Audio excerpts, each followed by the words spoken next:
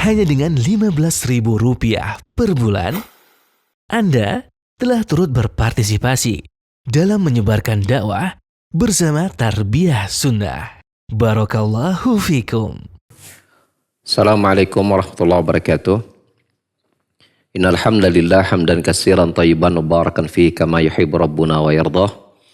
Asyhadu an la ilaha illallah wahdahu la syarikalah wa asyhadu anna Muhammadan abduhu wa rasuluhu la nabiyya ba'dah. Qala Allah Ta'ala fi kitabil karim a'udzu samii'il alim minasyaitonir rajim. Ya ayyuhalladzina amanu taqullaha haqqa tuqatih wa la tamutunna illa wa antum muslimun. Ya ayyuhan nasu taqu rabbakum alladzi khalaqakum min nafsin wahidah wa khalaqa minha zawjaha wa basa minhuma rijalan katsiran wa nisaa'a wa taqullaha alladzi tasaaluna bihi wal arham innallaha kana 'alaikum raqiba. Ya ayyuhalladzina amanu taqullaha wa qulu qawlan sadida yuslih lakum a'malakum wa yaghfir lakum dhunubakum wa may yuti'illaha wa rasulahu faqad faza fawzan 'azima amma ba'd. Fa inna khairal kalami kalamullah wa khairal huda huda Muhammad sallallahu alaihi wasallam wa syarrul umuri muhdatsatuha wa kullu muhdatsatin bid'ah wa kullu bid'atin dhalalah wa kullu dhalalatin finnar. Bapak-bapak dan ibu-ibu, ikhwan maupun akhwat, para pendengar dan pemirsa yang bergabung bersama Tarbiyah Sunnah Media, pada kesempatan pagi menjelang siang hari ini kita kembali melanjutkan pembahasan kita mengurai faedah-faedah yang terdapat di dalam surah Al-Baqarah, dan kita sudah menginjak kepada ayat yang ke-83 yang akan kita tuntaskan faedah-faedahnya pada hari ini, di mana pada pertemuan atau pekan sebelumnya kita sudah membahas faedah hingga faedah yang ke-7. Namun sebelum kita membacakan atau melanjutkan faedah yang ke-8-nya, tidak salah kiranya kita coba ulangi dulu ayat yang terdapat pada Al-Baqarah 83 ini untuk mendatangkan kembali ingatan kita pada kajian kita di pekan sebelumnya, di mana Allah Ta'ala berfirman, wa idh akhadna mitsaqa bani Israil la ta'buduna illallah wa bil walidaini ihsana wa dzil qurba wal yatama wal masakin wa qulu lin nasi husna wa aqimus shalah wa atuz zakah tsumma tawallaitum illa qalilan minkum wa antum mu'ridun. Dan ingatlah, maksudnya kepada Bani Israel, ketika kami membuat atau mengambil perjanjian kepada mereka, itu perjanjiannya ini ada 8 perkara. Yang pertama, janganlah kalian beribadah kecuali hanya kepada Allah. Yang kedua, hendaklah kalian berbakti kepada kedua orang tua. Yang ketiga, hendaklah berbuat baik kepada karib kerabat. Yang keempat, berbuat baik kepada anak-anak yatim. Yang kelima, berbuat baik kepada orang-orang miskin. Yang keenam, mengucapkan kalimat yang bagus, kalimat yang baik ya kepada manusia. Yang ketujuh, menegakkan salat. Yang kedelapan, menunaikan zakat. Lalu kemudian Allah menutup ayat tersebut dengan bagaimana pembangkangan Bani Israel dari perjanjian-perjanjian yang Allah berikan atau klausul-klausul perjanjian yang Allah telah buatkan kepada mereka. Tentu melalui lisan Rasulnya itu Nabi Musa alaihissalatu wassalam. Di mana Allah berkata, summa tawallaitum, kemudian kalian berpaling. Artinya tidak menunaikan 8 perkara perjanjian yang telah mereka ketahui datang kepada mereka. Illa qalilan minkum, tetapi sedikit saja di antara kalian yang menunaikannya. Maka di antara faedah ayat tersebut kita masuk kepada yang ke-8, yaitu wujubul qauli al-hasan. Di situ berisi kewajiban untuk mengucapkan kalimat yang baik. Nah, pemahaman kita akan kalimat, maksud dari kalimat yang baik itu bisa dilihat diantaranya dengan melihat kebalikan dari ucapan yang baik itu apa. Maka kebalikan dari ucapan yang baik itu, kata Syekh Muhammad Al-Salmin dalam tafsir beliau ini, itu ada dua jenis. Yang pertama adalah qaulus su'in, itu kalimat atau ungkapan yang buruk. Yang kedua, qaulun laisa bisu'in wala hasan, itu kalimat atau ungkapan atau perkataan buruk tidak, baik juga bukan. Adapun jenis yang pertama yaitu qaulus su', ucapan yang buruk, maka tentu ini hukumnya apa? Manhiyun anhu. Tentu terlarang, haram, ya, berdosa bila diucapkan. Adapun ucapan yang buruk bukan, ini jenis yang kedua tadi, buruk bukan, baik juga tidak, maka tentu hukumnya apa? Diperintahkan tidak, dilarang juga tidak. Tetapi tarkuhu afdal, meninggalkannya jauh lebih baik.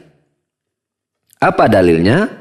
Allah sebutkan di dalam surah Al-Furqan ayat 72 ya, tentang sifat ibadur rahman, para hamba-hamba Allah yang maha rahman, yang maha penyayang, yaitu diantara sifat mereka adalah apa? La yashhaduna zur wa idza marru bil lagwi marru kirama. Al-Furqan 72. Mereka itu adalah, ya, hamba Allah itu adalah mereka yang tidak bersaksi palsu. Dan jika mereka melewati atau berhadapan dengan perkara-perkara yang sia-sia, maka mereka melewatinya dengan kirama, dengan penuh kemuliaan. Ini juga ditandaskan oleh Rasulullah sallallahu alaihi wasallam dalam hadis yang sahih yang diriwayatkan oleh Imam Bukhari Muslim. Beliau bersabda sallallahu alaihi wasallam, "Man kana yu'minu billahi wal yaumil akhir falyaqul khairan aw liyasmut." Barang siapa yang beriman kepada Allah dan hari akhir, maka hendaklah dia mengucapkan ucapan yang baik atau dia lebih baik diam. Nah, di sini Rasulullah SAW membuat sebuah tolak ukur akan benarnya iman seseorang kepada Allah. Tentu kepada Allah ini mencakup ya iman kepada uluhiyah Allah, rububiyah Allah, nama dan sifat Allah Subhanahu wa taala. Dan beriman kepada hari akhir ya termasuk di antaranya beriman kepada kematian, alam kubur dan hari kiamat ya, dan seterusnya. Nah, salah satu tolak ukur benarnya iman mereka kepada Allah dan hari akhir tersebut adalah apa? Lisannya mengucapkan kalimat yang baik atau dia diam. Di sini kita kenal pepatah kita mengatakan diam itu emas. Nah, seperti itu ada dalam agama kita. Ya, seperti itu ada dalam agama kita. Jadi tidak semua ya apa yang diucapkan itu mengandung kebaikan. Maka difikirkan dulu, dipikirkan baik-baik. Maka bila kemudian itu buruk, maka ya diam. Ya. Tapi bila itu baik, maka Ibnu Qayyim rahimahullah taala ya di dalam kitabnya Madarijus Salikin itu beliau menjelaskan kalau itu baik, coba fikirkan lagi ada nggak yang lebih baik untuk diucapkan. Jadi agar ketika lisan itu berbicara maka keluarlah kalimat yang atau ungkapan yang terbaik, ungkapan yang terbaik. Seperti itu. Ya. Ada sebuah faedah lain dari hadis ini yang kita nukilkan dalam syarah hadis Arba'in An-Nawawiyah pada hadis yang kelima. Jadi hadis ini hadis tentang beriman kepada Allah dari akhir adalah berkata yang baik atau diam juga muncul dalam hadis Arba'in di hadis yang ke-15. Di hadis yang ke-15. Bahwa mana ucapan yang baik kata Syekh Muhammad bin Shalih Al-Utsaimin, bisa jadi ini ucapan yang mubah. Ucapan yang mubah. Kalau ini ada dua macam. Yang pertama memang secara dzatiyahnya itu memang mengandung kebaikan seperti amar ma'ruf nahi mungkar, memberikan nasihat, berzikir, baca Quran dan seterusnya. Ya. Atau mana yang baik itu adalah kalimat yang mubah hukum asalnya, tapi dapat menghantarkan kepada hubungan ukhuwah yang baik. Ya. Kalau bahasa kita contohnya adalah basa-basi. Basa-basi. Nah, basa-basi ini ya kalimat yang mungkin kesannya ya mungkin kok bahasa kita guyonan yang tidak mau kedustaan ya begitu. Tapi ternyata itu dapat mengokohkan ukhuwah kita satu dengan yang lain, maka ini pun tergolong kalimat yang baik karena dia menjadi menjadi wasilah. Ya, masuk dalam kaidah fikih al-wasail laha ahkamul maqasid. Hukum wasilah itu dilihat dari sisi tujuannya.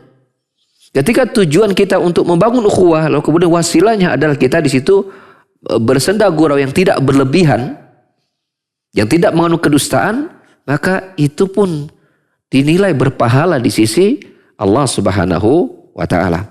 Saya sering kalau di beberapa ini yang saya ingat saya memberikan contoh begini. Kita misalnya punya tetangga. Ya, punya tetangga. Kemudian kita melewati depan rumahnya, dia dalam keadaan sedang nyuci kendaraan misalnya. Misalnya nyuci motor gitu ya, atau nyuci mobil, atau nyuci sepeda. Atau mungkin kalau di sawah mungkin ya nyuci hewan ternak dan seterusnya misalnya. Lalu kita lewat mengucapkan assalamualaikum, lalu kemudian ya kita nanya, Pak sedang nyuci mobil ya? Pak sedang nyuci motor ya?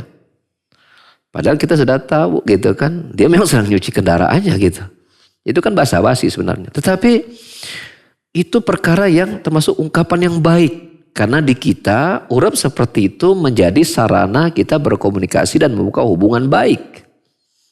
Maka bahasa yang seperti ini bila diniatkan ingin melahirkan menguatkan ukhuwah, menyambung hubungan baik dengan tetangga, maka bahasa basi ini menjadi bernilai pahala di sisi Allah Subhanahu wa taala. Jadi kita juga jangan sampai kaku, saya mah nggak mau basa-basi pokoknya saya langsung to the point saja gitu. Nah itu ternyata tidak seperti itu ya menurut penilaian para ulama. Dan kita juga dapati bagaimana Rasulullah SAW juga bersenda gurau. Ya, bersenda gurau.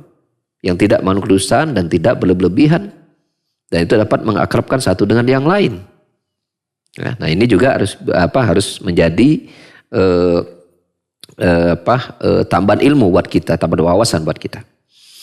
Nah, di sini Allah Subhanahu wa taala mensifati bahwasanya orang-orang beriman itu adalah orang-orang yang senantiasa mengucapkan ucapan yang baik ya. Kalau buruk maka dia diam karena itu terlarang. Kalau tidak baik dan tidak buruk maka lebih dia tinggalkan. Ya. Tapi kalau di sana ucapannya ucapan mubah dan lalu menjadi penghantar kebaikan, maka itu juga perkara yang dianjurkan ya di dalam agama kita.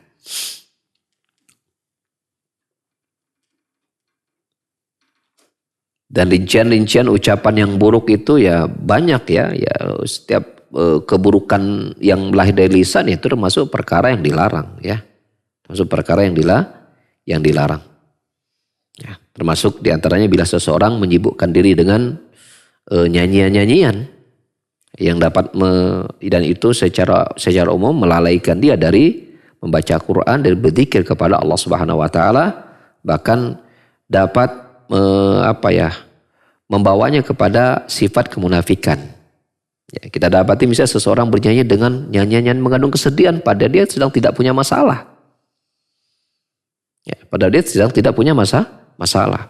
Ada nyanyian mengandung dia romantisme misalnya, percintaan, padahal dia tidak boro-boro punya ini gitu kan. Artinya dia nggak punya hubungan dengan siapapun gitu, tapi seolah dia sudah merasakan kerinduan, rasa sepi dan segala macam gitu. Padahal dia belum punya siapa-siapa gitu kan, seperti itu. Nah itu kan artinya membuat seorang itu menjadi tidak jujur dengan kehidupan realnya, seperti itu. Maka ini pun termasuk ucapan atau perkataan yang juga harus ditinggalkan ya karena mengandung keburukan. Faedah berikutnya adalah ayat tadi juga mengandung perintah untuk menegakkan salat, mendirikan salat. Tentulah makna mendirikan salat ini ya dia melaksanakan perkara-perkara wajibnya berupa syarat-syarat salat dia perhatikan, rukun-rukun salat dia perhatikan, kewajiban salat dia perhatikan. Dan juga masuk dalam mendirikan salat termasuk kamalus salat, mukmilatnya, penyempurna dari kewajiban tadi berupa perkara-perkara yang disunahkan atau dianjurkan, dia juga tegakkan. Ya, dia juga tegakkan. Nah, di sini kita ingatkan bahwa tidak termasuk seseorang itu menegakkan sholat atau mendirikan sholat ketika salah satunya adalah dia tidak tumakninah misal. Dia tidak tumakninah. Ya. Dalil pelarangan atau dari perintah tumakninah dan larangan tidak tumakninah ini karena dia merupakan rukun dari sholat. Ya, dalam sebuah hadis yang terkenal dengan namanya hadis rajulun su' ya. Ya, rajulun su'u fis sholah. Ya, hadis ya seorang yang buruk dalam salatnya. Ya, dalam hadis riwayat Muslim ya, dikisahkan bahwasanya ada seorang sahabat masuk ke dalam masjid. Di situ di satu sudut Rasulullah para sahabat sedang duduk-duduk. Lalu kemudian laki-laki ini ketika masuk masjid ya dia sholat. Setelah sholat dia menghampiri Rasulullah SAW yang sedang berada duduk bersama para sahabat. Dia mengucapkan Assalamualaikum. Ya, ini hadisnya hadis al-musi'u fis shalah, hadis orang yang buruk dalam salatnya. Dia datang kepada Rasulullah SAW mengucapkan Assalamualaikum. Rasul menjawab Waalaikumsalam. Irji fa salli fa innaka lam tusalli. Ulangi lagi, salat lagi, kamu itu belum salat. Maka laki-laki itu kembali ke tempatnya, dia salat lagi. Selesai salat, dia kembali menghampiri Rasulullah SAW. Mengucapkan Assalamualaikum. Ya. Lalu Rasul kembali menjawab sahabat Farudu alaihissalam. Rasul kembali menjawab salam sahabat ini. Lalu berkata dalam perkataan yang sama pada ucapan yang pertama seperti ucapan yang pertama, irji fasalli fa innaka lam tusalli. Ya. Ulangi lagi, salat lagi, kamu itu belum salat. Kembali sahabat ini sholat lagi. Dan menghampiri lagi Rasulullah SAW. Mengucapkan salam lagi. Tapi kembali Rasulullah SAW ya, menyuruh sahabat itu mengulang lagi sholatnya. Karena sudah 3 kali sholat. Dan hasilnya salah semua. Buktinya Rasulullah menyuruh sholat lagi. Diulang lagi sholatnya. Ya, menunjukkan bahwa sholatnya batal. Menunjukkan sholatnya batal gitu kan. Seperti itu hukumnya. Maka kemudian laki-laki ini ya tentu mengembalikan ya pengoreksiannya, minta bimbingannya kepada Rasulullah SAW. Dan intinya bahwasanya sahabat ini ya, tidak memperhatikan aspek tumakninah. Ketika dia ruku, sujud itu terburu-buru. Ya, gambaran seperti seekor burung gagak yang sedang mematuk-matuk makanan bijian yang ada di bawah begitu cepat. Nah, maka oleh karena itu berarti di antara perkara yang merupakan bagian dari menegakkan sholat adalah apa? Salah satunya memperhatikan tumakninah. Ya. Ada sebuah kejadian yang saya lihat sendiri ya, dan ini sebenarnya perlu kita koreksi lah ya. Ada sebagian orang ketika dia sholat wajib, ya, mungkin karena dia jadi imam begitu. Ketika dia sholat wajib, maka dia membaca dengan betul tartib dan tumakninah. Tapi begitu selesai sholat dan sudah berzikir, dia sholat sunnah. Itu sholatnya tiba-tiba berubah 180 derajat, itu cepatnya luar biasa.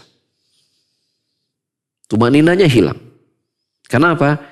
Dia seolah membedakan ya, antara sholat wajib dan sholat sunnah. Padahal kita lihat para ulama tetap memasukkan hukum wajibnya tumakninah dalam sholat, bahkan sholat sunnah sekalipun.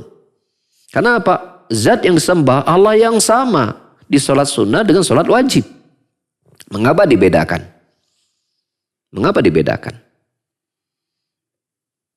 Apakah ketenangan, kekhusyuan dalam sholat sunnah itu tidak diperlukan sebagaimana diperlukan sholat wajib? Jawabannya sama-sama perlu. Karena itu bagian dari penghambaan kepada Allah Subhanahu wa ta'ala. Yang membedakan wajib dan sunnah itu, para ulama melihat dari aspek bukan ketika mengerjakannya, tapi apa hukumnya ketika dia tinggalkan. Kalau yang wajib ditinggalkan berdosa, kalau yang sunnah ditinggalkan tidak apa-apa. Tapi ketika mengerjakannya bukan berarti melaksanakannya dibedakan. Dari sisi kekhusyuan, ketumaninaan, tata caranya tetap sama. Nah, oleh karena itu jangan sampai kita salah psikologis ya, salah psikis kita antara menghadapi ini sholat wajib keseriusannya dengan sholat sunnah. Harus sama-sama serius karena dua sholat ini adalah dua perkara ya perlakuan kita karena kita sedang menghadap Allah Subhanahu wa Ta'ala. Faedah yang lain dari ayat tadi Al-Baqarah ayat 83 tadi adalah ya bahwa as-salawat mafrudatun ala man kana qablina. Bahwasanya salat itu juga hukum diwajibkan juga kepada ya kaum-kaum sebelum kita. Itu pada Bani Israel pun mereka adalah salat. Ya, ada salat ya seperti itu. Cuman tentu dari sisi pemilihan waktunya tentu tidak sama dengan kita. Ya, mungkin dari sisi gerakannya tidak dijelaskan ya. Rasulullah tidak menjelaskan tata cara sholatnya. Tapi bahwa Allah Subhanahu wa Ta'ala mengabarkan sholat itu ada pada mereka. Dan kita tidak perlu merinci dan bertanya sholat mereka seperti apa.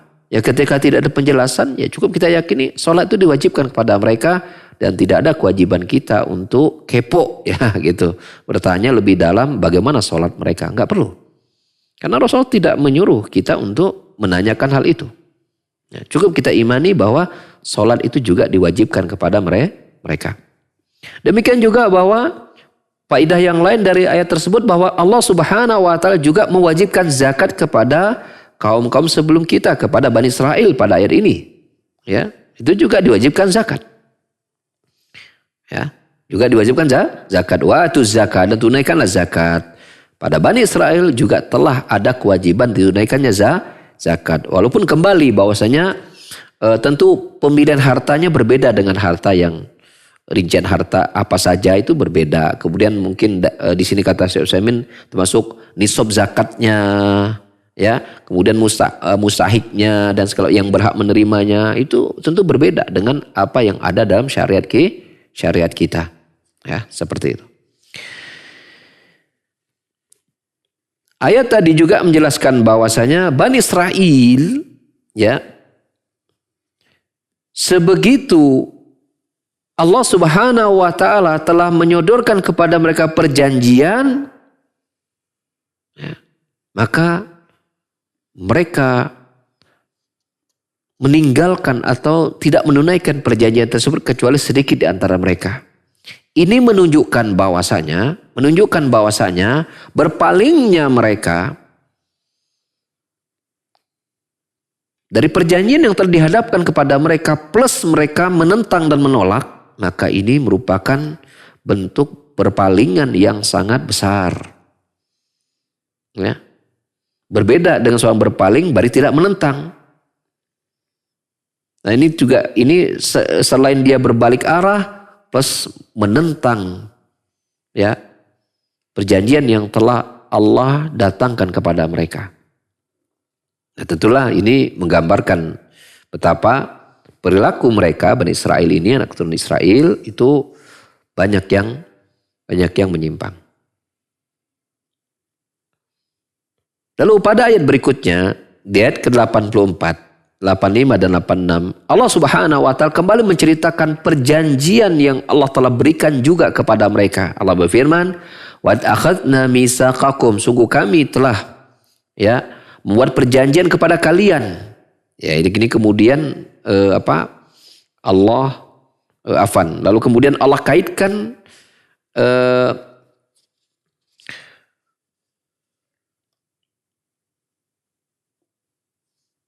perjanjian yang Allah sebutkan kepada Bani Israel untuk kemudian itu berlangsung sampai kepada kaum Bani Israel dari kalangan Yahudi, ya, yang ada pada di zaman Nabi SAW, ya, yang ada pada sampai kepada zaman Nabi SAW.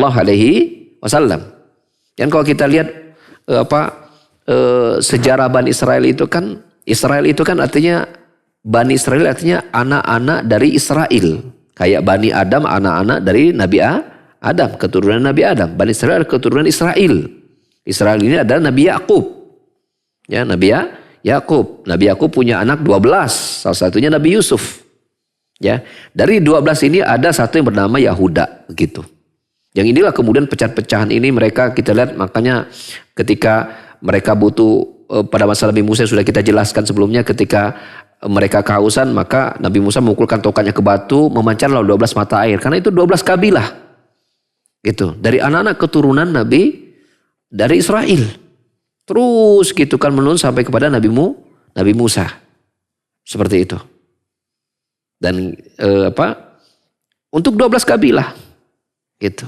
Ketika menyeberang lautan, ketika dikejar oleh pasukan Firaun, maka Nabi Musa diperintah Allah Subhanahu wa taala untuk memukulkan tongkatnya ke laut, maka laut itu terbelah menjadi 12 jalan.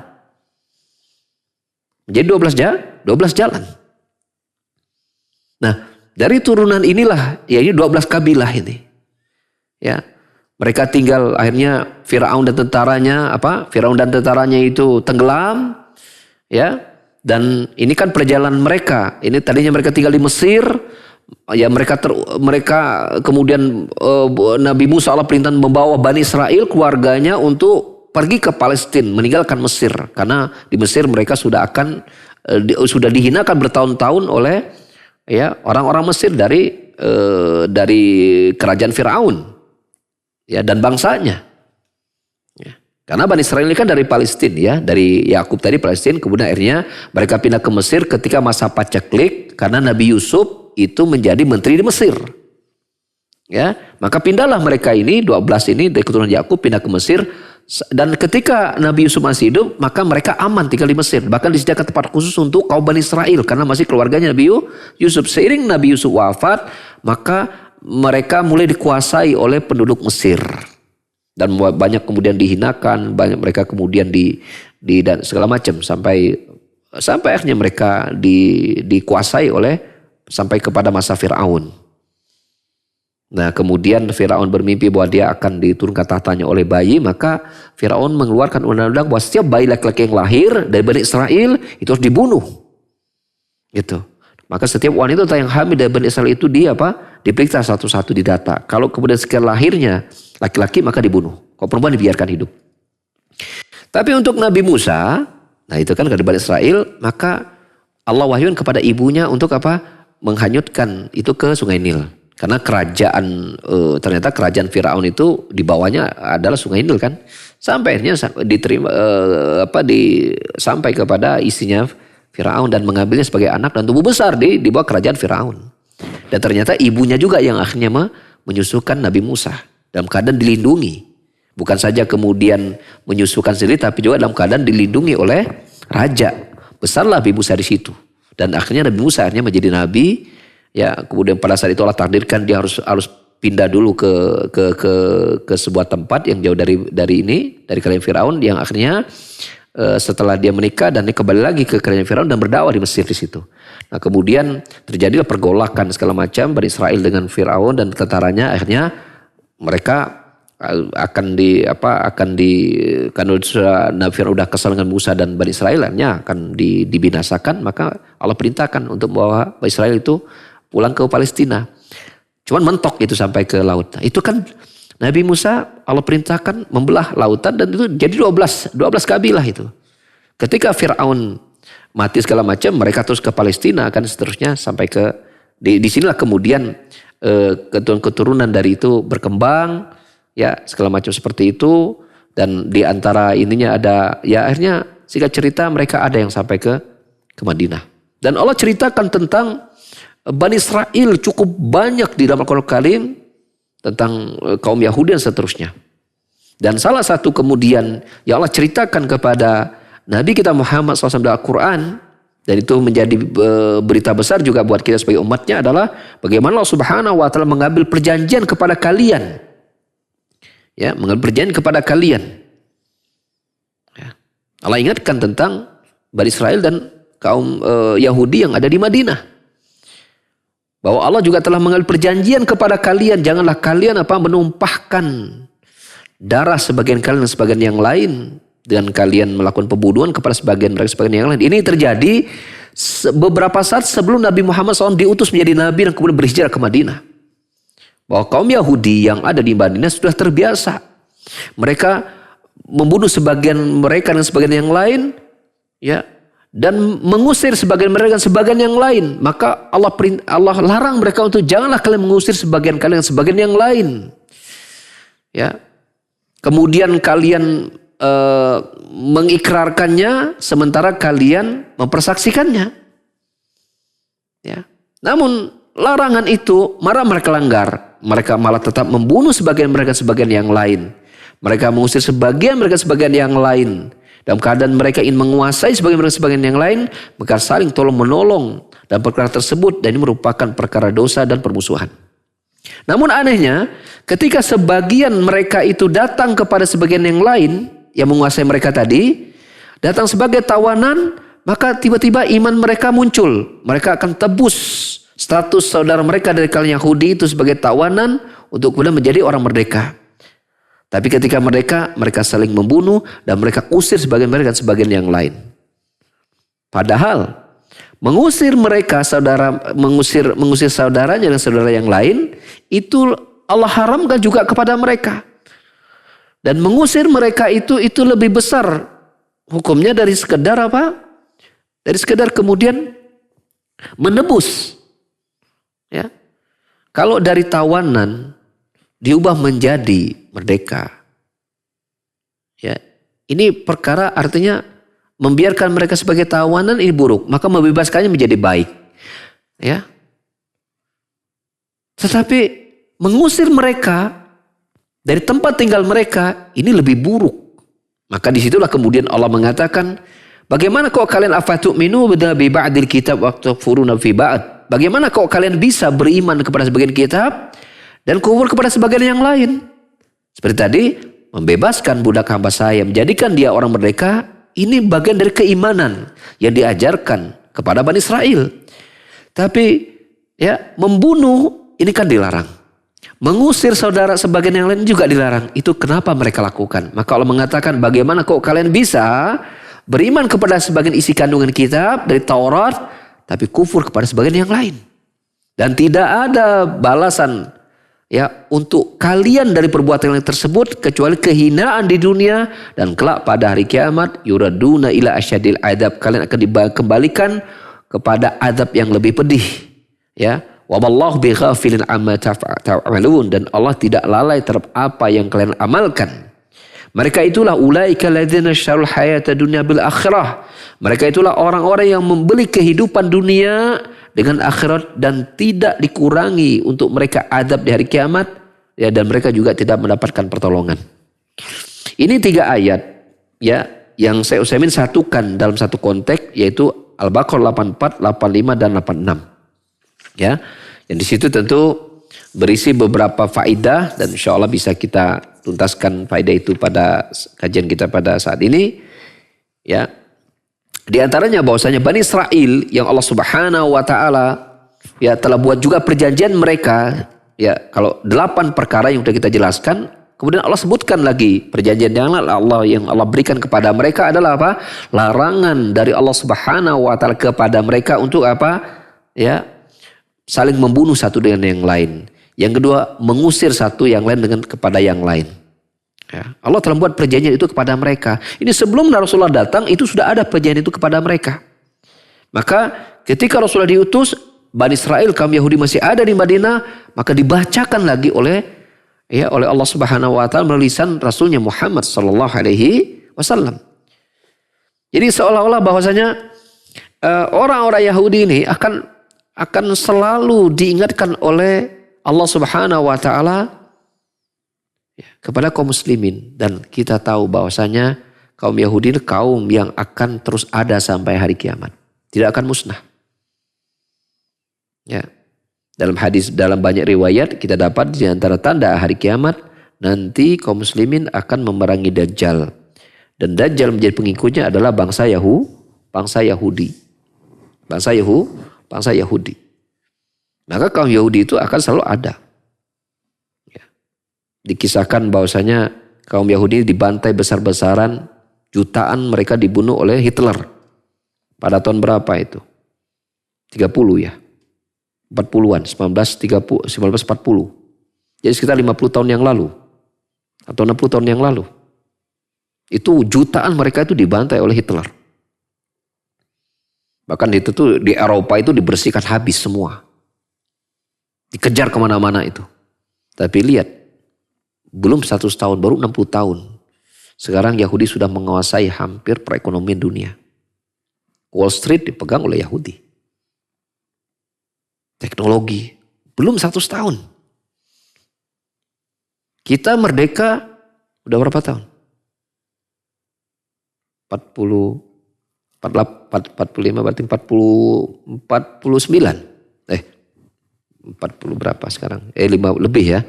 45 sekarang 2001 berarti 56 tahun. 57 tahun kita merdeka.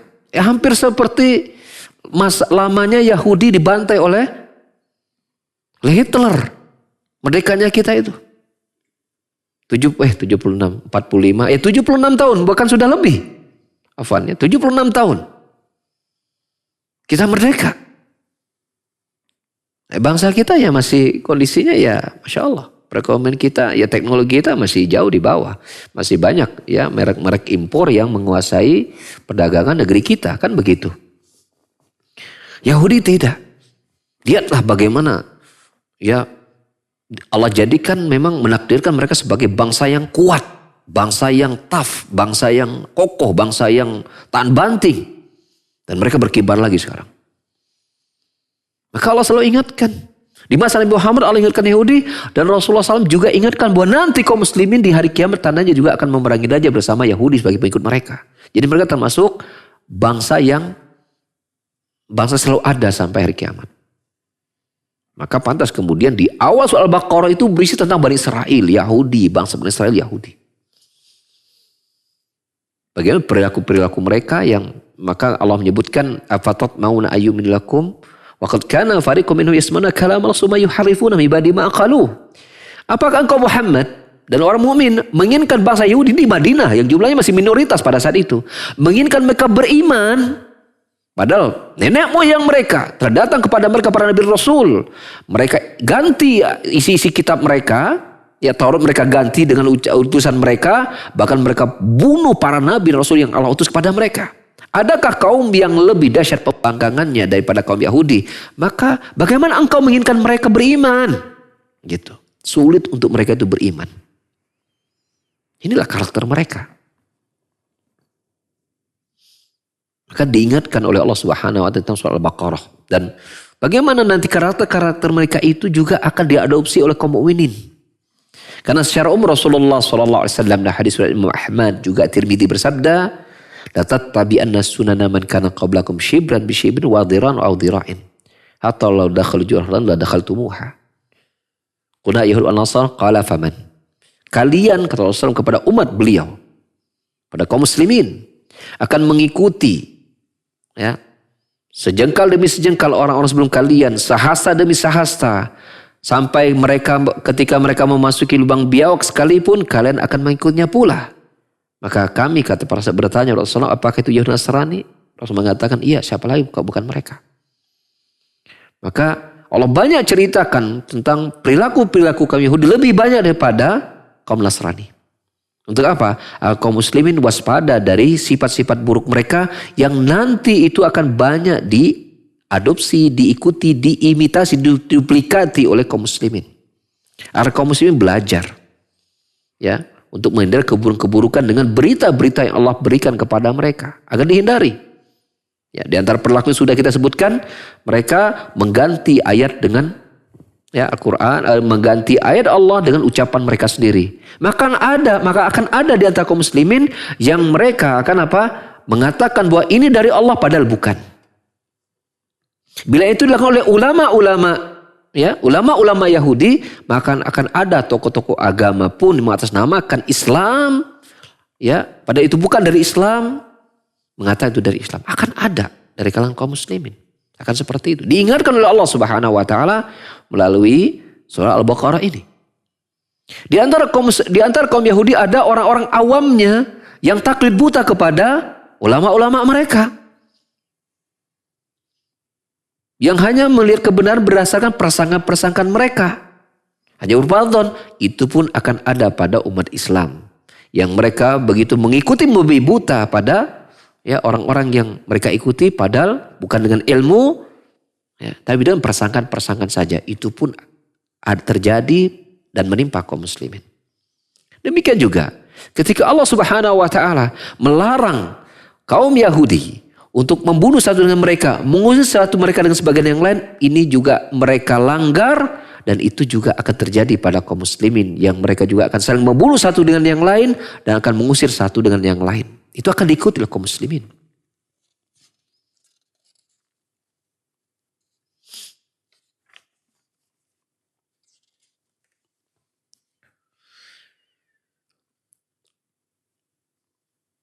Dan perilaku yang lain pada kaum Bani Israel Yahudi ini adalah apa? Mereka Allah menyatakan afatu'minuna bi ba'dil kitab wa takfuruna bi ba'd. Apakah kalian beriman pada sebagian isi kitab dan kufur kepada sebagian yang lain? Mereka beriman bahwa ada ya bagian dari agama mereka untuk membebaskan tawanan. Mereka iman dan mereka kerjakan. Tetapi isi kitab yang melarang mereka untuk membunuh, untuk mengusir satu dengan yang lain, itu mereka tidak pedulikan. Maka ini pun juga akan menimpa pada sebagian kaum muslimin. Beriman kepada sebagian kitab dan kufur kepada sebagian yang lain. Itu juga akan menimpa kaum muslimin. Berapa banyak kalau kita lihat, misal contoh ini. Contoh. Sebagian saudara kita, mereka beriman akan kewajiban sholat. Beriman akan kewajiban haji, kewajiban zakat, dan kewajiban yang lain. Ini satu bagian dari agama kita. Ya. Tapi anehnya pada bagian yang lain, misalnya kewajiban yang lebih besar itu bertauhid, meninggalkan syirik, mereka tidak imani. Mereka masih terjebak dengan banyak berbagai macam praktek-praktek kesyirikan. Atau misalnya, saya sering dapatkan kasus di lapangan, bahwa banyak kaum muslimin yang tidak ridha dengan pembagian waris misal. Dia rajin salat, sudah melaksanakan ibadah haji, umroh berkali-kali, sedekah sana sini, tapi begitu masuk dalam bab waris, mereka tidak ingin laki-laki dapat 2 bagian, perempuan dapat 1 bagian. Inginnya apa? Sama rata. Karena menganggap ketika tidak sama rata berarti tidak adil. Padahal aturan 2:1 itu sudah tidak ada aturan hukum yang rinci kecuali bab waris dalam Al-Quran itu. Itu sudah sangat jelas. Ketika seorang itu meninggal, dia punya anak, misal laki dan perempuan, laki dapat 1 bagian, 2 dapat. Itu jelas sekali Allah menyatakan demikian. Ketika dia menyatakan itu tidak adil, bukankah berarti itu telah menuduh Allah yang tidak adil karena Allah membuat syariatnya? Ya, bukan para ustadz yang membuat pernyataan 2:1 itu, bukan. Rasulullah hanya menyampaikan saja, tapi itu Allah yang menetapkan. Karena harta itu Allah yang memberikan. Dan namanya waris itu kan bukan hasil usaha anak-anaknya. Waris itu anaknya ibarat soal apa? Kantun nerima begitu. Ini dia bukan didapat dari kerja mereka sebagai anak. Orang tuanya wafat, udah langsung dapat gitu. Tidak capek. Maka itu Allah yang langsung mengaturnya supaya tidak terjadi kecurangan, ketidakadilan, dan Allah tahu keadilan yang Allah tetapkan bahwa laki-laki itu ya lebih butuh harta daripada perempuan. Kalau dia seorang wanita menikah, maka harta warisnya tetap utuh. Dia tidak ada kewajiban untuk menafkahi keluarganya karena ada ditimpa pada suami. Tapi seorang laki-laki ketika dapat waris akan dihabiskan untuk memberikan nafkah kepada apa? Kepada anak-anaknya, kepada istrinya. Bahkan itu juga menjadi kewajibannya untuk menafkahi ibunya yang masih hidup. Karena bisa jadi 1/8 bagian ibunya itu masih kurang. Lihatlah keadilan Allah tetapkan. Tapi lihat pada sebagian umat Islam pada hari menyatakan kalau waris itu harus bagi rata. Dan anehnya bahkan si orang tuanya sendiri sudah memberikan wasiat gitu kan. Nanti kalau bapak meninggal, harta bapak waris harus bagi rata ya supaya tidak saling bermusuhan. Lihat. Sang bapak pun ketika masih hidup tidak ridho dengan aturan Allah Subhanahu wa taala. Maka ini perlu dicermati oleh kita kaum muslimin, jangan sampai kita meniru kekeliruan ya yang ada pada kaum sebelum kita dari kalangan Bani Israel, Yahudi, yang mana mereka beriman kepada sebagian kitab, kufur kepada sebagian yang lain, menerima sebagian isi Islam misalnya di kita sebagian dari agama dan menolak sebagian yang lain. Maka ini bukan perilaku muslim, itu perilaku yang ada pada Ya, Yahudi Bani Israel yang Allah ceritakan dalam surah Al-Baqarah ini. Dan kita harus waspada, harus kita tinggalkan, hati-hati. Jangan sampai kita mencontoh mereka gitu. Nah, ini pentingnya kita mempelajari isi Al-Baqarah itu karena perilaku Bani Israel ini ada perilaku yang banyak sekali pelanggaran yang mereka lakukan. Mereka telah melihat banyak mukjizat dari Allah Subhanahu wa taala melalui Nabi Musa. Bagaimana Allah menolong Bani Israel berhadapan dengan Firaun dan banyak mukjizat. Jangan coba ketika Firaun menentang Nabi Musa bersama Bani Israel. Maka Allah datangkan apa? Allah datangkan taufan, banjir yang itu hanya menimpa Firaun, tidak menimpa Bani Israel. Akhirnya Firaun minta kepada Nabi Musa agar berdoa kepada Allah agar apa? Menghilangkan banjir itu, hilang. Firaun kembali menyakiti Bani Israel. Maka Allah datangkan apa? Allah datangkan darah. Seluruh air yang ada pada Firaun itu di tentara kerajaannya itu darah. Hanya di Bani Israel yang tidak mengeluarkan darah. Maka kata Firaun memberitakan kepada pasukannya, ambil air dari Bani Israel. Karena di Bani Israel airnya tak bening. Ketika mereka ambil dari Bani Israel, ketika mereka ambil dan sampai kepada di tangan mereka, belum pulang ke Mesir, itu sudah berubah menjadi darah. Akhirnya Firaun minta lagi berdoa kepada Nabi Musa agar Allah berdoa kepada Rabbmu agar kemudian mereka dihilangkan itu. Akhirnya berubah lagi normal. Tidak kapok lagi. Allah datangkan belalang itu memenuhi seluruh kerajaan Firaun dan tentara-tentaranya bersama bangsa Mesir. Begitulah gitu seterusnya. Banyak sekali mukjizat dan itu dilihat oleh Bani Israel. Bagaimana pertolongan Allah kepada mereka. Tapi lihat ketika Allah selamatkan mereka. Mereka begitu kurang ajarnya kepada Nabi Musa. Coba nih kita lagi lapar nih, minta kepada Tuhanmu agar jangan ngasih kami lapar nih, minta. Maka Allah turunkan apa? Mana wasalwa. Mana wasalwa itu. Ya, ketika mereka nyeberangi lautan itu, ada di tempat tersebut mereka apa? Diberikan makan minuman berupa apa? Madu dan burung. Daging burung itu daging paling enak. Tapi mereka minta kepada Nabi Musa, kami ini pengen minta timun, pengen minta bawang merah, bawang putih, pengen minta sayur-sayuran, pengen minta kacang adas, seterusnya. Kata Nabi Musa, ya, atas tabdina ladzi huwa billadzi huwa khair. Ihbitu Misra. Fa inna lakum masaltum. Kok kalian bisa mengganti suatu makanan spesial yang ini tidak ada di pasaran? Madu dan daging burung ini. Tapi kalian ganti yang lebih hina. Kalau yang kalian minta sayur-sayuran, daging itu kalian pergi ke sebuah negeri pun banyak gitu. Tapi kalian minta yang lebih hina. Tuh, lihatlah perilaku mereka. Haus, dipukulkan batu keluar air. Gitu seperti itu. Dan mereka mintanya kan kurang ajar itu bahasanya itu. Wahai Nabi Musa, udu rabbak. Minta kepada Tuhanmu. Bayangan bukan minta kepada Tuhan kita gitu. Perkataan mereka itu. Udah sedemikian banyak mukjizat-mukjizat yang Allah turunkan kepada Nabi Musa dan mereka lihat sendiri. Tapi demikian perilaku mereka. Merendahkan para nabi mereka. Bahkan sampai membunuh para nabi Rasul yang Allah utus kepada mereka. Ya. Dan salah satu perilaku mereka itu ialah mereka mengganti ayat. Kemudian beriman pada sebagian isi kandungan kitab dan sebagian yang lain. Maka perbuatan-perbuatan mereka itu akan berbuah kepada kehinaan di dunia berupa. Mereka akan diperangi dan dihinakan. Sampai hari ini kita lihat. Yang terakhir di 60 tahun yang lalu kita perhatikan sampai Hitler membabat mereka. Kenapa? Perilaku-perilaku mereka dan mengganti agama Allah Subhanahu wa taala.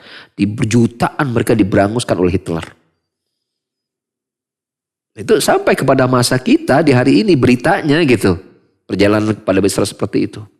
Dan kelak di hari kiamat mereka mendapatkan azab yang lebih besar lagi. Ya. Azab yang lebih besar lagi. Dan Allah Subhanahu wa taala ingatkan kepada kita sebagai kaum muslimin, ya, dalam firman-Nya tadi bahwasanya ya perilaku mereka itu ulaika ladzina syarrul hayatad dunya bil akhirah. Mereka itu membeli ya akhirat itu dengan dunia mereka. Ya, membeli ya akhirat itu dengan dunia mereka. Artinya apa? Mereka jual akhirat mereka untuk kepentingan dunia. Maka Allah ingatkan kepada kaum muslimin jangan sampai berperilaku seperti mereka dan sudah terjadi di kita ini mereka yang kemudian apa? Beriman pada sebagian kitab, kufur pada sebagian yang lain, menjual ayat Allah untuk bagian dunia yang sedikit. Dunia dikatakan dunia itu dengan beberapa sebab. Yang pertama disebut dunia itu artinya bahwasanya sepanjang-panjang dunia dibandingkan akhirat, tentu akhirat itu lebih panjang karena dia abadi. Dikatakan dunia itu karena dia rendah dibanding akhirat. Kerendahan dunia, keindahan dunia dilihat dari dua sisi. Yang pertama, kenikmatannya tidak ada apa-apa yang dibandingkan dengan kenikmatan akhirat. Ya, yang kedua bahwa dia tidak abadi. Jadi sudahlah kenikmatannya jauh daripada kenikmatan akhirat. Kemudian kedua dia tidak abadi. Sudahlah itu kalau ibarat lauknya nggak seenak lauk yang lain, kemudian ya dapatnya hanya sebentar. Kata Nabi SAW, la maudi'u, ya, sesungguhnya sarung cambuk, ya, sarung cambuk yang ada di surga, ya, sarung cambuk yang ada di surga itu lebih baik daripada khairum minad dunya wa ma fiha. Ya, itu lebih baik daripada dunia dan seisinya.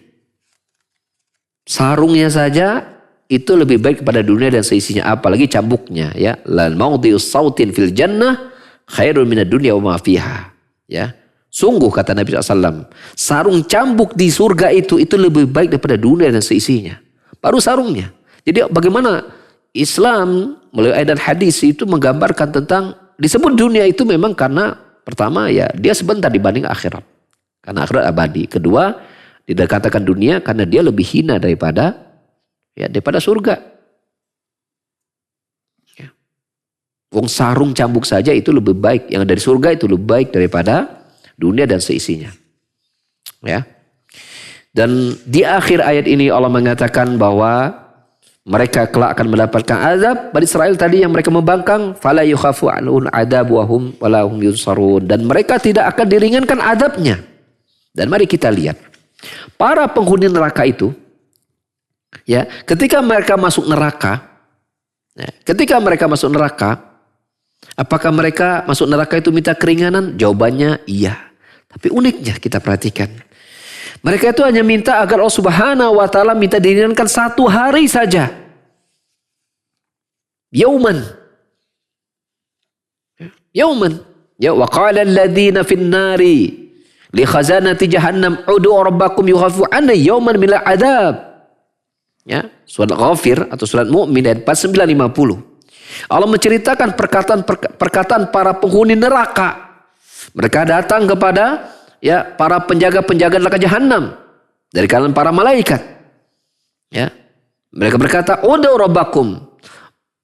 Mintalah kepada Rabbmu agar meringankan kepada kami azab ini 1 hari saja. Bayangkan. Mereka jangankan minta, ya, minta agar mereka keluar dari neraka. Ya. Mereka minta agar mereka tidak diazab saja, itu tidak terjadi. Mereka hanya minta diringankan 1 hari saja. Ya. Tapi lihat perkataan para malaikat penjaga neraka. Qalu awalam takun ya'tatikum rusulukum bil bayyinat. Belumkah datang kepada kalian rasul-rasul kepada kalian dalam memberikan penjelasan yang nyata? Penghuni neraka menjawab, ya sudah. Ya sudah. Ya. Kalau begitu, ya kalian tinggal minta saja. Artinya doa, walaupun doa kalian itu sebagai orang kafir itu tidak akan pernah diterima oleh Allah Subhanahu wa taala. Artinya apa? Begitu mereka memelas sekalipun minta kepada Allah, Allah tidak akan pernah mengabulkan doa mereka untuk diringankan azab 1 hari pun. 1 hari saja Allah tidak akan ringankan azab itu untuk mereka. Tidak akan pernah. Ya. Dan mereka juga tidak akan mendapatkan pertolongan. Artinya tidak ada satupun yang akan dapat membuat mereka, jangankan keluar dari neraka, yang membuat mereka bisa diringankan beban azab 1 hari saja, itu tidak ada yang bisa melakukan itu untuk mereka di hari kiamat. Jadi pelajaran berharga buat kita bahwasanya ya ini pun ya harus kita ingat bahwa kita akan bertemu dengan hari kiamat. Apa yang kita lakukan di dunia akan dihisab dan minta pertanggungjawabannya oleh Allah Subhanahu wa taala.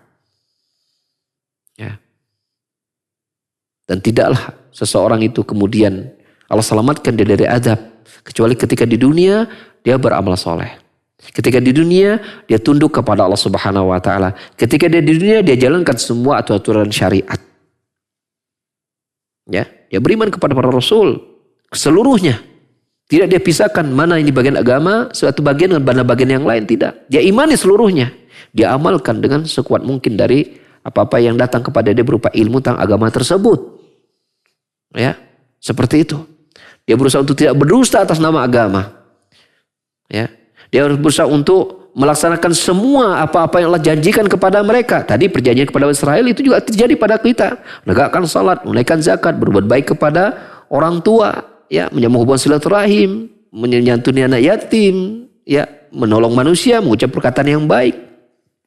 Itu semua pun bagian dari agama kita yang harus kita laksanakan selama kita masih hidup di dunia. Tapi demikianlah, ya, tetap ada saja di antara kaum muslimin yang mengikuti perilaku Yahudi, yaitu ya dakwah telah datang kepada mereka tapi mereka berpaling dan bahkan menolak, itu bagian dari agama. Ada di antara mereka yang mengubah ayat-ayat, ya, lalu mereka mengatakan ini dari Allah padahal itu buatan mereka sendiri. Ya, dan bahkan kita tahu bahwa nanti akan muncul salah sunnah dajjalin, 30 dajjal yang maka mengakuluhum yada'una annahum al-anbiya wa nabiyun, nabiyun. Mereka mengklaim bahwa mereka itu para nabi. Ya, seperti itu akan terjadi pada umat Islam. Ya, seperti itu. Oleh karenanya ya ini berita-berita yang bermanfaat buat kita agar kita waspada, ya. Dengan ilmu ini kita miliki, ya kita bisa menjauh dari perilaku-perilaku buruk tersebut, ya. Allah musta'an wa alaihi tiklan. Demikian kajian kita pada hari ini.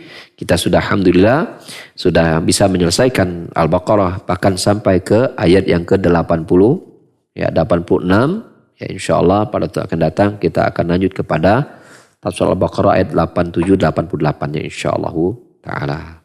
Sisa waktu barangkali kita bisa isi dengan tanya jawab, ya, dalam beberapa menit ke depan. Ya. Baik, kami ucapkan jazakumullahu khairan kepada Ustaz Abu Umar Indra hafizahullah ta'ala yang telah menyampaikan materi tafsir surat Al-Baqarah dari ayat yang ke-83, faedah yang ke-8 sampai dengan ayat ke-86 pada pagi hari ini.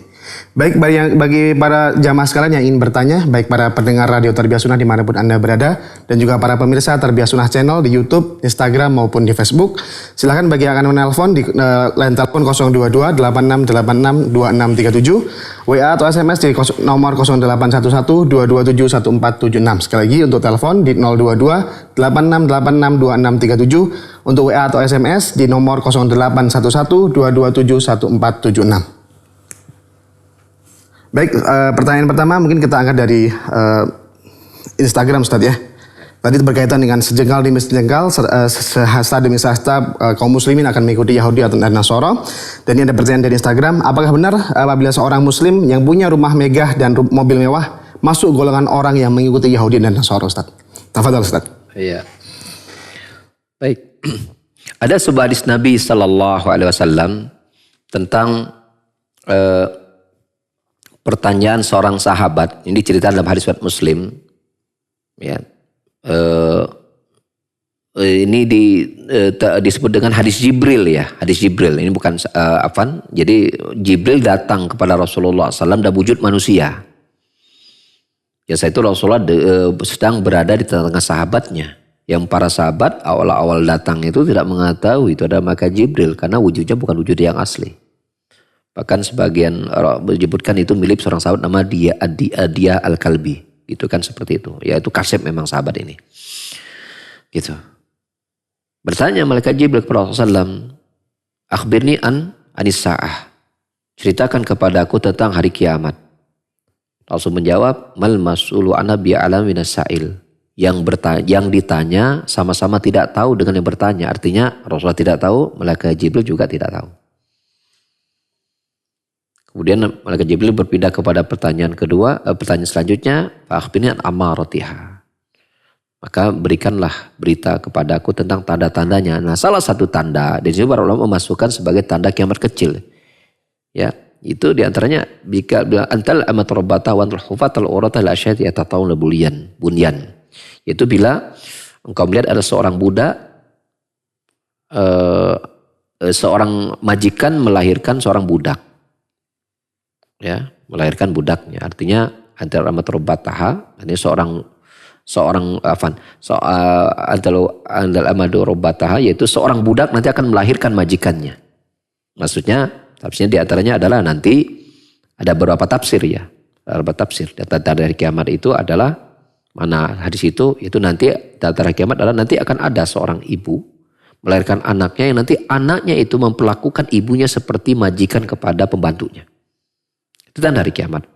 Tafsir yang lain menunjukkan di antara tanda hari kiamat bahwasanya nanti kaum muslimin akan banyak memenangkan peperangan-peperangan dan kemudian hasil peperangan itu adalah adanya wanita-wanita dari kaum kafirin yang kemudian dikuasai oleh mereka. Dan itu statusnya menjadi budak-budak hamba saya di bawah kaum muslimin. Dan kemudian dalam syariat Islam boleh mempergauli budak hamba saya tersebut. Nah anak yang lahir itu maka statusnya mengikuti status bapaknya yang merdeka yaitu kaum muslimin. Bukan mengikuti budaknya. Dan itu juga menjadi tanda hari kiamat adalah ya akan terjadi banyak peperangan-peperangan antara kaum muslimin dan kaum kafirin. Dan seterusnya. Tanda yang lain adalah wantal hufatal uratal ri'a syaitan bulan. Jadi kau dapati orang miskin tapi mereka itu berlomba-lomba untuk meninggikan bangunan, berbangga-banggaan dengan bangunan. Itu orang miskinnya, apalagi orang-orang yang beradanya. Jadi berbangga-banggahan merupakan tanda-tanda hari kiamat, ya. Tanda-tanda hari kiamat. Jadi setiap orang itu saling berbangga-bangga dengan kemegah-megahan, saling berbangga-banggahan dengan bangunan-bangunan, termasuk di situ ada kendaraan. Ini tanda-tanda hari kiamat, ya. Seperti itu. Apakah itu menurut perilaku kaum Yahudi? Ya secara umum ya. Bahwasanya mencintai dunia berlebihan merupakan bagian juga kebiasaan orang-orang yang kaum-kaum sebelum kita di antara kalangan Yahudi. Iya. Seperti itu. Karena apapun perilaku mereka itu hampir seluruhnya dilakukan oleh kaum muslimin. Pertanyaannya, apakah berarti kita tidak boleh memiliki bangunan yang megah, itu kendaraan yang mewah? Tentu jawabannya boleh. Hukum asal masa dunia itu hukumnya boleh. Ya. Allah Subhanahu wa taala telah menjamin kebolehan itu. Kebolehan itu. Ya. Allah Subhanahu wa taala allazi ja'ala lakum ma fil ardi jami'a. Ini sudah kita bahas kalau salah pada ayat sebelumnya. Bahwa Allah telah menjadikan untuk kalian semua yang ada di bumi ini halal untuk kalian. Maka memiliki harta benda yang halal ya hukumnya halal. Hanya saja menjadikan itu sarana untuk berbangga-bangga. Jadikan sarana itu untuk saling bermegah-megah, untuk saling kemudian tafakhur menyombongkan diri, maka ini perkara yang terlarang. Karena Allah berfirman, "Innallaha la yuhibbu kulla mukhtalin fakhur." Allah tidak menyukai kaum yang mereka itu saling menyombongkan dan membanggakan diri. Maka tentu ketika masuk dalam bentuk memiliki rumah yang megah, kendaraan yang banyak untuk bagian dari kemegah-megahan, maka tentu perkara yang dilarang oleh syariat kita. Tapi tanda hari kiamat menyatakan itu akan terjadi pada umat manusia. Ya. Jadi apakah boleh tidak boleh kita punya yang megah? Jawabannya boleh selama itu bukan secara berbangga dan itu menjadi memang kebutuhan. Menjadi kebutuhan. Kadang seseorang memang harus memiliki rumah yang megah sebagai bagian dari kebutuhan dia untuk mungkin pekerjaan dia dan yang segala macam. Ya. Seperti itu. Ya. Dan itu kembali kepada personal masing-masing. Ya. Namun secara umum ya berbegah-begahan itu perkara yang harus kita waspadai. Dan apatah lagi banyak dalil tentang bahwa orang-orang yang kaya itu kelak pada akhirnya hisabnya itu lebih panjang daripada kaum fuqara wal masakin. Jadi semakin banyak harta itu sebenarnya seorang itu harus semakin hati-hati karena hisabnya akan lebih banyak. Kecuali bila harta itu dia gunakan di jalan Allah Subhanahu wa taala, maka semakin banyak semakin bagus. Karena Nabi bersabda, ya, ni'mal mal, ya, sebaik-baik harta itu adalah harta yang dimiliki oleh orang-orang soleh. Ya, seperti itu. Ya Allah a'lam bishawab. Baik, jazakallahu khairan Ustaz atas jawabannya. Dan pertanyaan kedua juga dari Instagram atas nama Ria Okto 21. Ustaz mau bertanya, maaf di luar tema. Insya Allah tahun ini saya mau berkurban, tapi hari ini, hari kemarin Senin tanggal 12 atau 2 Zulhijjah, saya gunting kuku. Apakah saya salah Ustaz? Mohon jawabannya, terima kasih. Tafadhol Ustaz. Iya. Baik, memang ada sebuah hadis Nabi SAW ya, yang di hadis yang sahih ya, bahwa Rasulullah idza dakhala al-ashr awal min Zulhijjah ya, Jadi bila telah masuk bulan Zulhijjah ya, setelah bulan Zulhijjah, maka barang siapa yang kemudian dia ingin berkurban, maka janganlah dia memotong rambut dan kuku ya yang ada pada badannya sejak tanggal malam 1 Zulhijjah. Sejak tanggal malam 1 Zulhijjah. Dan itu dimulai dari habis maghrib. Kemarin 1 Zulhijjah jatuhnya di hari Ahad ya. Jadi sejak malam Ahad habis maghrib itu dia sudah tidak boleh memotong kuku dan rambutnya. Semua rambut yang ada di badannya ya. Semua rambut yang ada di badannya. Ya, kuku, tangan dan kaki seterusnya.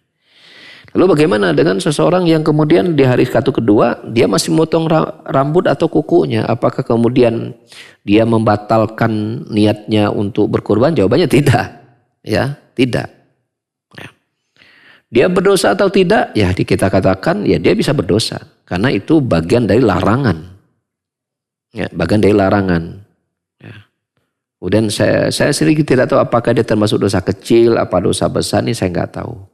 Ya, apakah juga maksud larang itu larangan makruh saja sifatnya? Ini saya juga belum tahu ya, belum tahu hukumnya. Ya jadi itu terlarang ya. Kalau dia makruh berarti dia tidak berdosa. Tapi kalau dia termasuk dalam kategori dosa, ya saya juga nggak tahu apakah dia dosa kecil atau dosa besar. Allah a'lam bishawab. Yang jelas dia tidak, maksud saya tidak bisa merinci tentang hukum ya. Dia berdosa atau tidak, apakah ini termasuk hukumnya perkara yang diharamkan. Larangan itu kan ada yang bersifatnya tahrim sama litanzih ya. Apakah hukumnya haram atau hukumnya makruh gitu kan, ada di situ dua hukum. Kalau haram berarti dia berdosa, kalau makruh dia tidak berdosa gitu kan, tetapi mengurangi pahalanya dan seterusnya. Nah, ini saya belum tahu ya, belum harus dilihat lagi fikih atau nanya ke ustadz yang lain.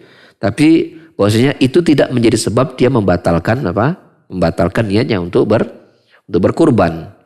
Dan yang berikutnya ya tentu dia bertobat dan jangan sampai dia ulangi. Misalnya kadang gunting kuku atau gunting rambut itu kan kadang seminggu sekali ya. Kadang seseorang itu rambut itu udah tumbuh, itu mungkin belum 10 hari udah tumbuh lagi. Maka ya dia jangan ulangi lagi kesalahan dia di hari-hari sebelumnya ya.